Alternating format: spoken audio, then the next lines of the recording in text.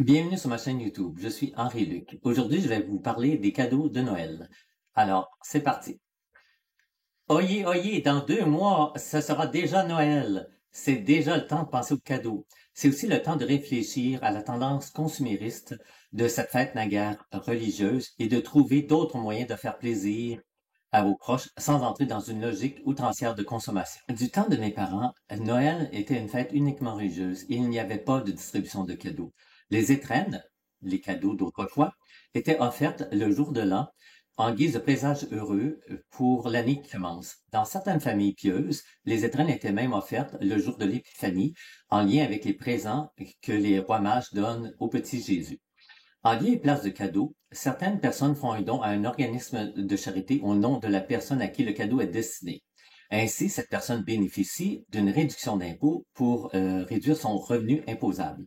Je trouve cette idée géniale, mais elle demande de consacrer un budget important au cadeau de Noël et je n'ai pas l'impression que le bénéficiaire apprécie beaucoup son cadeau. Ça lui fait un plaisir, mais pas un grand plaisir. Et en plus, je n'ai pas l'impression, moi, de faire plaisir. D'autres font des cartes de Noël à la maison et incluent dans le texte un message dans lequel on offre aux bénéficiaires des séances de massage, des cours personnels de cuisine, de tricot, de couture, de l'aide dans les gros travaux domestiques et dans les travaux de rénovation, quelques repas maison cuisinés et livrés à domicile, des moments inoubliables comme de délicieux repas en tête à tête ou des promenades à deux dans la nature, un engagement à libérer son horaire lorsque la personne en a besoin. Cette solution est très intéressante et le plaisir peut être réparti durant l'année. Cela dit, je n'ai pas l'impression que le bénéficiaire en tire un grand plaisir sur le coup. Depuis quelques années, au lieu d'acheter des cadeaux du commerce, je prépare des cadeaux gourmets gourmands.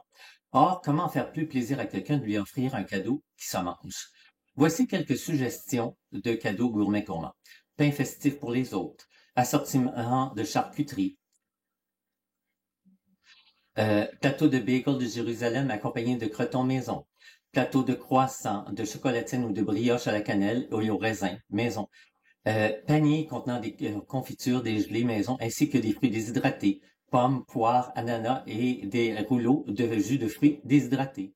Panier contenant divers produits lactofermentés, des biscottis, des biscuits à l'avoine, des craquelins gourmets, des croquants aux arachides, des fruits confits, un sac de maïs éclaté au miel avec des arachides au miel, de gros muffins, des scones, des spéculoos, des truffes maison.